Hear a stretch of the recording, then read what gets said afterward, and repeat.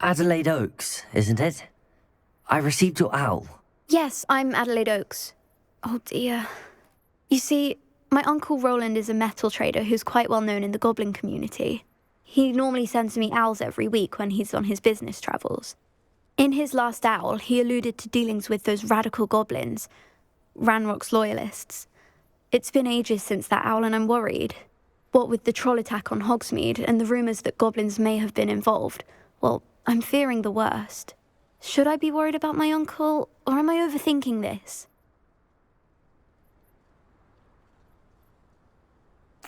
I think you're right to be concerned, Adelaide. Your uncle may be in trouble. You're much more understanding than Professor Weasley. She heard I was going to look for him and forbade me from leaving the grounds. She's convinced he can handle himself, but I can't concentrate on anything until I know he's all right. Could you try to find out for me? From what I hear, you're almost as adventurous as Uncle Rowland.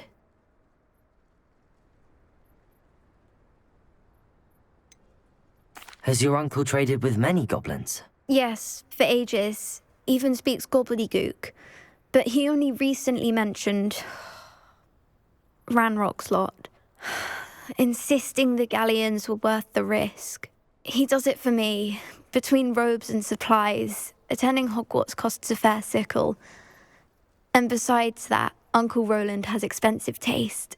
He's sacrificed so much for me over the years. I promised him that as soon as I finish Hogwarts, I shall be the one taking care of him. I take it you and your uncle are close? We are. My mother died when I was born, and I lost my father when I was 5. Uncle Rowland's looked after me for as long as I can remember. He knows I get anxious when he travels, and that's why he sends me all the owls, to let me know that he's all right.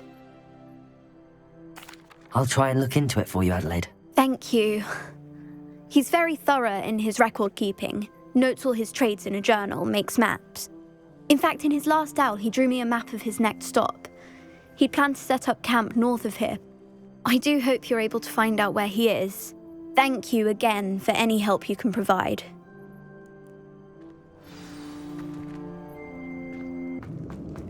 Oh, you found it! Pass it to me! Hurry! Before they come! I must get out! Hurry! My wand! Oh, thank Merlin! Thank you!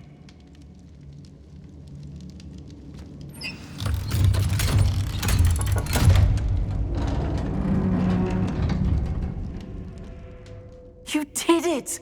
I found my wand and... Wait, you're a student? Oh, we must get you to safety immediately. It's dangerous. It's all right, Mr. Oaks. I've dealt with these goblins before. Dear Merlin, you're either very lucky or very talented. Well, how did you find me? I'm a friend of Adelaide's. She was worried about your business with Ranrock's loyalists. Oh, she was right to be. I couldn't go through with the agreement, and when I told them, I ended up blindfolded and behind bars. Been locked in that infernal cell for so long, they'd forgot I was even there. I overheard things. If only I could reward you for what you've done. Blasted goblin stole every canut on me. All I can say is thank you, truly. You mentioned you overheard things. Sad tale, really. I think I know where Ranrock's unfortunate vendetta against wizardkind began. Although dragon breeding was outlawed by the Warlocks Convention of 1709, Ranrock stumbled upon an illegal dragon camp. He was young, found the creatures fascinating. He'd visit the camp in secret whenever he could, never making his presence known. After weeks of sly surveillance, he finally summoned the courage to speak to the wizard in charge. Ranrock wanted to join them, and the creatures. The wizard happened to drop his wand. Ranrock saw an opportunity. He picked it up, went to hand it back as a means of introducing himself.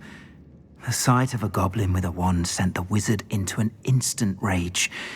He beat Ranrock nearly to death. Ever since, Ranrock has despised wizardkind, sees us all as cruel.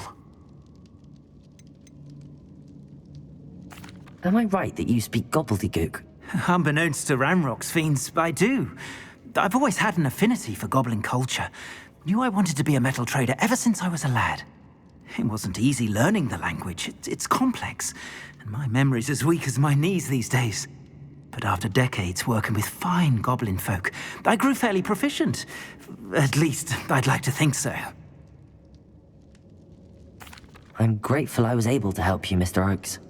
Adelaide thinks the world of you. Oh, and I her. She's become quite savvy to my trading habits, always analyzing my detailed owls. If only I hadn't resorted to trading with such fiends. A lesson I shan't soon forget.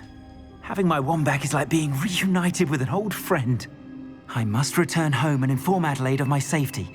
Will you be all right? I'll be fine, Mr. Oakes. You get back to Adelaide.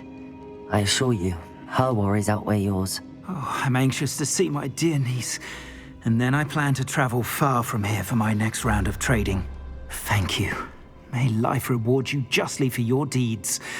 Be well, my friend. Mr.